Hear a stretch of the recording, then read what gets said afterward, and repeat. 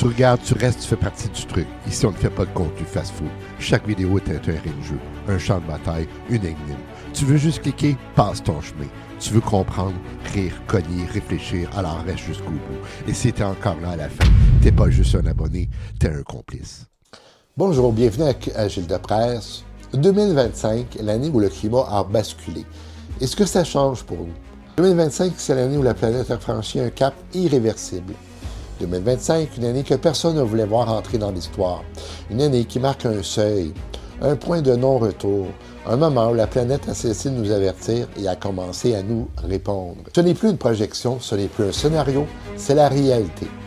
Et 2025 restera comme l'année où le climat a cessé d'être un débat pour devenir un constat.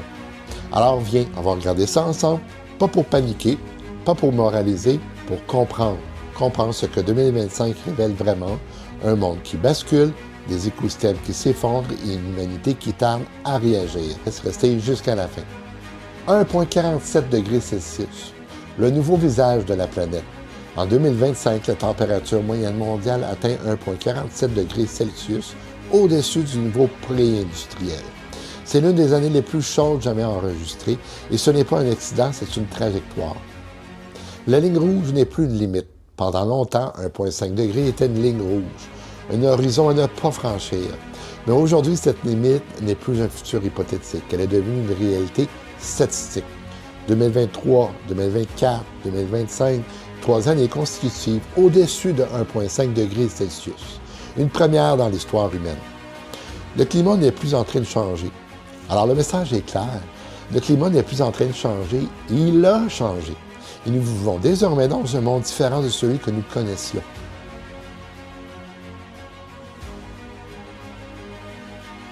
Les records qui ne devraient pas exister. En 2025, les émissions de CO2 d'origine fossile atteignent un niveau record. 38,1 milliards de tonnes. Jamais l'humanité n'a autant brûlé, consommé, émis. 4,265 ppm, un chiffre qui change tout. La concentration de CO2 atteint 426,5 ppm. Un chiffre abstrait, mais qui signifie une chose simple. Nous avons augmenté la quantité de CO2 de 50% depuis 1750, et ce CO2, même s'il ne représente que 0,04% de l'atmosphère, retient la chaleur. Il piège l'énergie et transforme la planète en serre. Le futur à 600 ppm. Si la tendance se maintient, nous dépasserons 600 ppm d'ici la fin du siècle. À ce niveau, les océans deviendront plus acides, moins oxygénés, et les écosystèmes marins pourraient s'effondrer. Ce n'est pas de la science-fiction, c'est de la physique. Les puits de carbone s'effondrent.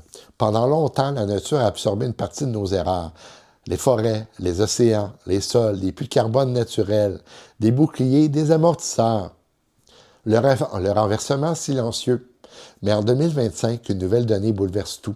La capacité d'absorption des puits de carbone a diminué de 15% en 10 ans. Certaines parties de l'Amazonie et de la forêt australienne relâchent désormais plus de CO2 qu'elles n'en absorbent. Elles ne sont plus des pluies, elles deviennent des sources. Quel est le point de bascule écologique? C'est un renversement historique, un point de bascule silencieux, un signe que les écosystèmes eux-mêmes commencent à perdre la bataille et quand la nature cesse d'amortir nos erreurs, tout s'accélère. 2025 a été l'année des canicules mondiales. 2025 a été marqué par des vagues de chaleur d'une intensité exceptionnelle, pas dans un pays, pas dans une région, partout. Le monde suffoque. Karachi suffoque sous une chaleur écrasante. Paris voit ses habitants se baigner dans la Seine pour survivre. Santiago cherche l'ombre en plein mois de décembre. Sao Paulo installe des jeux d'eau le lendemain de Noël. L'Inde multiplie les points d'eau pour éviter les morts. Montevideo suffoque la veille du Nouvel An.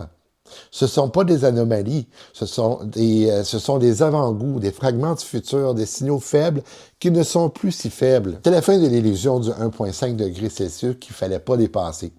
L'accord de Paris visait à limiter le réchauffement à 1,5 degrés Celsius, mais selon Copernicus, il sera désormais pratiquement impossible d'atteindre cet objectif. Quelle est la nouvelle réalité? Alors, la nouvelle cible réaliste serait 2 degrés. Mais cette même cible devient difficile à atteindre sans une réduction rapide mais massive des émissions. Ici, la tendance actuelle se maintient. La planète se dirige vers un réchauffement de 2,9 degrés Celsius d'ici la fin du siècle. 2,9 degrés Celsius, c'est un autre monde. 2,9 degrés Celsius, ce n'est pas un chiffre, c'est un autre monde. Un monde où les vagues de chaleur deviennent meurtrières, où les océans montent, où les forêts brûlent, où les sociétés se transforment. Le cap que personne ne voulait franchir. Pour Mauro Fascini, dépasser une moyenne triennale de 1,5 degrés Celsius est un cap que personne ne souhaitait franchir. Ce cap n'est pas symbolique, il est structurel et maintenant il a été franchi. Nous entrons dans une nouvelle phase. Il marque l'entrée dans une nouvelle phase du réchauffement climatique, celle où les impacts deviennent systémiques, simultanés, irréversibles. 2025 n'est pas une alerte, c'est un diagnostic, un constat. 2025 restera dans l'histoire comme l'année où la planète a franchi un seuil, celui du 1,5 degré Celsius, qu'il ne fallait pas franchir, mais que malheureusement, on a franchi, tout le monde, partout sur la planète. Un seuil que personne ne voulait atteindre, un seuil qui nous oblige à regarder la réalité en face. Le climat n'est plus un enjeu futur, c'est un enjeu présent, un enjeu vital. Et si 2025 nous apprend quelque chose, c'est ceci. Le temps est devenu notre ressource la plus rare. Et si ce que nous voyons aujourd'hui n'était que le début. C'était Gilles Depresse, merci.